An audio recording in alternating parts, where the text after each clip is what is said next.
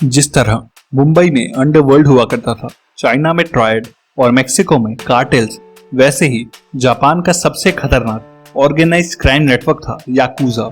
और आज की स्टोरी दी आउटसाइडर एक ऐसे अमेरिकन के बारे में है जो जापानीज ना होने के बाद भी याकुजा का एक फियर्ड और लॉयल मेंबर बनता है और अपनी पूरी लाइफ जापानीज वे में ट्रांसफॉर्म कर लेता है।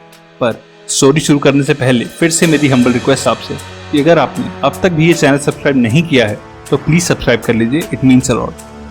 तो इस कहानी की शुरुआत होती है साल 1954 में जापान के ओसाका शहर के एक जेल में। यहाँ एक अमेरिकन आदमी निक बाथरूम फ्लोर साफ कर रहा है, जहाँ से कुछ डेंजरस लुकिंग गैंग मेंबर्स गुजरते हैं। उनके जाते ही निक देखता है कि एक आदमी फांसी पे लटक रहा है और निक भाग के उस आदमी को बचाता है और गार्ड्स को बुलाता है। बदले में गार्ड्स निक को बेहद बुरी तरह पीटते हैं और उसे अपने काम से काम रखने को बोल के एक कोठरी में फेंक देते हैं। निक के साथ गार्ड से पिट के एक और आदमी उस कोठरी में आता है जिसका नाम कियोशी होता है। कियोशी एजुकेटेड है और इंग्लिश बोल सकता है, इसलिए जल्द ही निक और उसकी जान पहचान बढ़ जाती है। कियोशी एक पुराना याकुजा मेंबर होता है जो निक को कहता है कि उसे किसी तरीके से हॉस्पिटल पहुंचना है, जहां से उसके गैंग वाले उसको फ्री करवा लेंगे, और अपना पेट चीर के निक से कहता है कि गार्ड्स के आने तक उसकी ब्लीडिंग रोक ले और उन्हें कह दे कि उसने सुसाइड कमिट किया है। निक कियोशी के बड़े से स्टैब वुंड से बहता खून रोकने लगता है और कुछ ही देर में गार्ड्स कियोशी को हॉस्पिटल ले जाते हैं और कियोशी कभी हॉस्पिटल से जेल वापस नहीं आता। कुछ सालों के बाद अपनी सजा पूरी करके जब निक जेल से बाहर आता है, तब कियोशी के आदमी उसे पिक करने आते हैं। सिटी पहुंच के कियोशी की पूरी शिरोमात्सु फैमिली और उनका फैमिली बॉस निक को जेल में उसकी हेल्प करने के लिए थैंक्स कहते हैं। साथ ही उसे कुछ पैसे और रहने के लिए एक जगह भी देते हैं। वर्ल्ड वॉर 2 खत्म हुए अब 9 साल हो चुके हैं, पर अभी भी जापान के कई शहरों में यूएस आर्मी के बेस और सोल्जर्स हैं जिन्हें निक अवॉइड करता है क्योंकि वो आर्मी से भाग गया था। अगले दिन कियोशी अपने ड्राइवर के साथ निक को एक वेयरहाउस के बाहर ले जाता है और एक अमेरिकन बिजनेसमैन से स्क्रैप प्राइसेस नेगोशिएट करने को बोलता है। अपनी पहली जॉब होने के बाद भी निक कॉन्फिडेंटली बात करता है, पर जब वो आदमी उसे इंसल्ट करता है तब निक एक टाइपराइटर से उसका सर फोड़ देता है, पर उसे खत्म नहीं करता क्योंकि कियोशी ने सिर्फ उसे डराने के लिए कहा होता है। रात को सब निक के साथ अपने बार में ड्रिंक कर रहे होते हैं जब एक दूसरा स्ट्रॉन्ग याकुजा गैंग शिजू फैमिली के कुछ लोग वहां आते हैं और कियोशी और उनकी फैमिली के बूढ़े हो चुके बॉस का मजाक उड़ाते हैं। वो जापानीज में निक को भी व्हाइट डॉग बुलाते हैं, जिसपे निक उनमें से एक पे अटैक करता है और वहां एक शूट आउट की सिचुएशन बन जाती है। पर कियोशी और उसका फ्रेंड ओरिची उन्हें कहता है कि तुम सब फौरन ओसाका से अपने शहर कोबे लौट जाओ, वरना कभी वापस नहीं जा पाओगे, और वो सब वहां से चले जाते हैं। कियोशी को निक का कम बोलने और अपने लिए स्टैंड लेने का नेचर पसंद आता है और वो उसे एक नया अपार्टमेंट और अपनी तरह पहनने के लिए एक ब्लैक सूट गिफ्ट करता है। वो निक को अपने साथ रखता है और याकुजा का ऑपरेट करने का तरीका दिखाता है। वो दोनों एक गैम्बलिंग डेन में जाते हैं और वहां के बॉस से पूछते हैं कि उसे यहाँ धंधा करने की परमिशन किसने दी है। वो डरता नहीं है और निक को इंसल्ट करता है, जिसपे निक उसके गले पे पंच करता है और कियोशी उसे चाकू से स्टैब करके मार डालता है। रात को क्लब में बॉस का बेटा और कियोशी का पुराना दोस्त ओरिची उससे एक गाइजिन यानी बाहर वाले आउटसाइडर को अपने साथ रखने का रीजन पूछता है। तो कियोशी कहता है कि निक एक भरोसे का आदमी है, और उसके जाने के बाद निक उससे पूछता है कि ओरिची के हाथ की उंगलियों को क्या हुआ है। कियोशी कहता है कि अगर कोई याकुजा फैमिली के बॉस को नाराज करते तो उसे अपॉलजी में अपनी फिंगर्स काट के देनी पड़ती हैं। तभी कियोशी को पता चलता है कि उसकी बहन मियू भी यहाँ क्लब में है और ड्रंक हालत में डांस कर रही है। कियोशी मियू को गुस्सा करता है और शिरोमात्सु के किसी भी क्लब से दूर रहने को कहता है।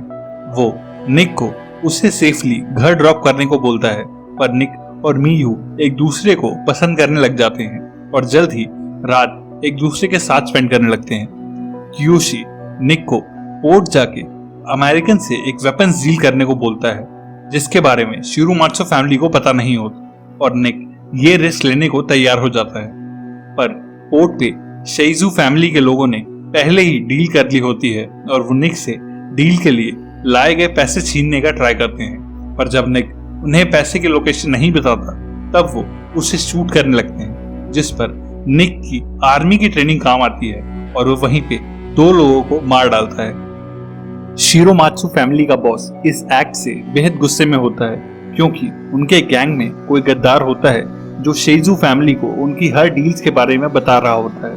पर कियोशी और ओरिची उसे समझाते हैं कि निक ने हमारे पैसे लूटने से बचाए हैं। फिर भी बॉस को गुस्से में देख के निक अपनी गलती के लिए अपने हाथ की 2 फिंगर्स काट के अपनी अपॉलजी देता है, जिसके बाद कियोशी और ओरिची भी अपनी उंगली काट के उसे देते हैं। ये चारों finger tips as a gift Shiju family के बॉस को भेजी जाती हैं और वो इसे एक्सेप्ट करके इस लड़ाई में कॉम्प्रोमाइज कर लेता है।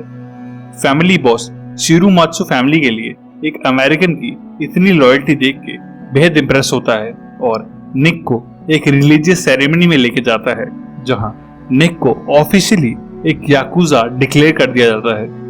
अब वो मियू और याकुजा कल्चर के और करीब आने लगता है और अपने ऊपर उन सब की तरह सिंबल्स और टैटू भी बनवा लेता है। उसकी गैंग में एक्सेप्टेंस पार्टी के बाहर कियोशी उसे समझाता है कि वो मियू और उसके रिलेशनशिप के बारे में जानता है और निक को उसे ये सब अभी रोक देने को कहता है क्योंकि एक याकुजा मेंबर की फैमिली हमेशा डेंजर में रहती है और निक मान जाता है। जापान की डेवलप करती इकोनॉमी के साथ सभी याकुजा फैमिलीज की तरह शिरोमात्सु फैमिली पे भी अमेरिकन के साथ बिजनेस करने और आपस में प्रॉफिट शेयर करने का प्रेशर होता है। पर फैमिली बॉस को शिजू फैमिली के बॉस पे ट्रस्ट नहीं होता। दोनों फैमिलीज के बॉस एक सुमो रेसलिंग मैच में अपने आदमियों की प्रोटेक्शन के बीच में एक मीटिंग करते हैं, जहां शिजू फैमिली का बॉस शिरोमात्सु बॉस को पीसफुली रिटायर हो जाने और अपने फैमिली को शिजू में मिलाने के लिए ऑफर करता है, जिसपे वो उन्हें अपनी फैमिली हिस्ट्री याद करने को कहता है और उसका ये ऑफर ठुकरा देता है। नेक्स्ट मॉर्निंग निक मियू से मिलने जाता है और देखता है कि उसके फेस पे चोट के कई निशान हैं। दरअसल उसे उसके एक्स लवर ओरिची ने पिछली रात को पीटा होता है क्योंकि वो एक बाहर वाले फॉरेनर के इतने नजदीक आ रही होती है। निक ओरिची से लड़ने बाहर जा रहा होता है जब मियू उसे रोकती है और कहती है कि वो प्रेग्नेंट है और ओरिची को मार के सिचुएशन और बिगड़ जाएगी। निक को फादर बनने की खुशी से ज्यादा कियोशी का ट्रस्ट तोड़ देने का दुख होता है और वो उसके घर जाके उसकी बहन की प्रेगनेंसी के बारे में बता देता है और कहता है कि वो जैसा बोलेगा वो दोनों वैसा करने को तैयार हैं, भले ही उन्हें जापान क्यों न छोड़ना पड़े। कियोशी उसे अपनी फैमिली शॉर्ट्स देता है और साथ ही कहता है कि अब उसकी बहन और उनका फैमिली ऑनर उसके हाथ में है और निक से अपनी बहन और होने वाले बच्चे को लाइफ टाइम प्रोटेक्ट करने का प्रॉमिस मांगता है।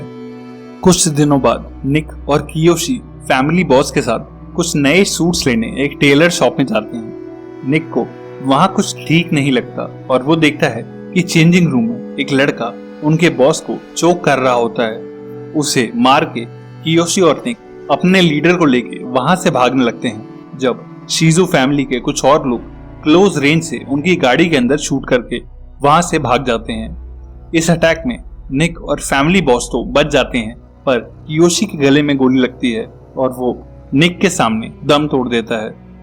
इसके ठीक बाद उनका बॉस एक मीटिंग बुलाता है, जहां उन्हें पता चलता है कि उनकी फैमिली के आधे से भी ज्यादा लोग शिजू फैमिली से मिल गए हैं और ओरिची की भी कोई न्यूज नहीं मिल रही है।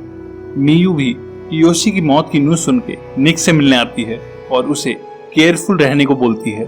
बचे हुए मेंबर्स बॉस को अभी जवाबी अटैक ना करने को बोलते हैं, पर निक कहता है कि उसने अपने लीडर और फैमिली को प्रोटेक्ट करने की कसम ली थी, जिससे वो पीछे नहीं हटने वाला। निक की इन बातों से नंबर्स में कम होने के बावजूद भी शिरोमात्सु फैमिली के लोग काउंटर अटैक करते हैं, जहां निक और बाकी फैमिली मेंबर्स कई इंपॉर्टेंट शिजू गैंग मेंबर्स को खत्म कर देते हैं। साथ ही निक उस शिजू मेंबर को भी ढूंढ निकालता है जिसने कियोशी को शूट किया था और उसे मार डालता है। शिजू फैमिली ये कमबैक एक्सपेक्ट नहीं कर रही होती, इसीलिए वो एक बच्चे को अपना मैसेंजर बना के शिरोमात्सु के बॉस के पास भेजते हैं और उनसे एक न्यूट्रल जगह बिना हथियारों के मिलके अब ये लड़ाई खत्म करने को बोलते हैं। शिरुमात्सु फैमिली जब वहां आती है तब वो शाइजू लीडर से पूछते हैं कि वो क्या चाहता है, जिसपे शाइजू बॉस उन्हें कहता है कि वो कुछ नहीं चाहते, बल्कि उनका कोई अपना ही उनसे बात करना चाहता है। और तभी ओरिची वहां आता है। शिरुमात्सु बॉस ओरिची से गले मिलके उसे माफ कर देता है और उसे वापस अपनी फैमिली ज्वाइन करने को बोलता है, पर ओरिची उसके पीठ में चाकू मार के उसे मार डालता है। निक और बाकी उसे बचाने के लिए आगे बढ़ते हैं, पर शिजुओ फैमिली के लोग हथियारों के साथ आए होते हैं और उन्हें गन पॉइंट पे रोक लेते हैं। अपने लीडर को जमीन पे पड़ा देख के उनसे रहा नहीं जाता और एक आदमी के साथ निक आगे बढ़ता है, पर ऊपर बैठा एक स्नाइपर उस आदमी के सर में और निक के पैर में गोली मारता है, जिसके बाद शिजुओ फैमिली का बॉस वहां से चला जाता है और ओरिची उन सबको शिजुओ फैमिली ज्वाइन करने को बोलता है और निक को मियू को यहाँ छोड़ के जापान से चले जाने का ऑर्डर करता है। निक और मुट्ठी भर शिरुमात्सु फैमिली के बचे हुए लोग अब पावरलेस होते हैं। उनका बॉस मर चुका होता है और लोकल पुलिस भी शिजुओ के कहने पे उनके सभी बार्स और ऑफिसेस तोड़ डालती है, पर निक हार नहीं मानता और अपने बचे हुए गैंग से शिजुओ के फैमिली बॉस की घर के लोकेशन मांगता है और एक आखिरी बार मियू से मिलके अर्ली मॉर्निंग वहां जाता है। उस घर में ओरिची को शिजुओ फैमिली में वेलकम करने की रिलीजियस सेरेमनी चल रही होती है, इसीलिए एक बच्चे के सिवा मेन डोर या हॉलवे में कोई नहीं होता और निक अपनी कियोशी की दी हुई खानदानी तलवार के साथ उनके बीच में एंटर करता है और सभी लोग निक को पकड़ लेते हैं। निक शिजुओ लीडर को कहता है कि ओपोनेंट ही सही, लेकिन मैं असली याकुजा हूँ जो तुम्हारे सामने खड़ा हूँ, लेकिन जिसे तुम आज अपनी फैमिली में ज्वाइन करवा रहे हो ये ओरिची तो एक कायर है जिसने एक बूढ़े आदमी को पीछे से मारा है और मैं इससे उस आदमी का बदला लेने आया हूँ। ओरिची निक को फिर से गाइजिन कहता है और बोलता है कि कियोशी और हमारा बॉस तेरे बारे में हमेशा से गलत थे और ये तलवार रखने से या हमारी तरह सूट पहन लेने से तू याकुजा नहीं बन जाएगा और मैं तुझ जैसे विदेशी से लड़के अपना मजाक नहीं बनवाना चाहता और उसे वो तलवार वापस दे देता है। पर निक लाइटनिंग स्पीड से वो तलवार उसके गले पे ओपन करता है और ओरिची का गला कट जाता है। शिजुओ गैंग अपनी गन्स निकाल लेते हैं, पर उनका बॉस उन सबको रोक लेता है और निक को जाने के लिए कहता है, क्योंकि निक ने उस स्वॉर्ड से ओरिची को मार के याकुजा रूल्स के हिसाब से ही अपना रिवेंज लिया है। निक लगड़ाते हुए वहां से चला जाता है और अपने घर वापस आता है, जहां बची हुई शिरुमात्सु फैमिली मियू को गार्ड कर रही होती है। मियू निक को हग कर लेती है और सारे मेंबर्स निक के सामने झुक जाते हैं, जिसका मतलब शिरुमात्सु फैमिली अभी खत्म नहीं हुई और निक अब उस याकुजा फैमिली का नया लीडर है। इस कहानी का टेक अवे ये था कि हम किसी इंसान की लॉयल्टी कभी उसकी अपीयरेंस या नेशनैलिटी से जज नहीं कर सकते। एक और गैंगस्टर मूवी के लिए लेफ्ट वीडियो पर क्लिक करना और एक ड्रामा मूवी के लिए क्लिक ऑन राइट। तब तक के लिए stay safe and bye bye.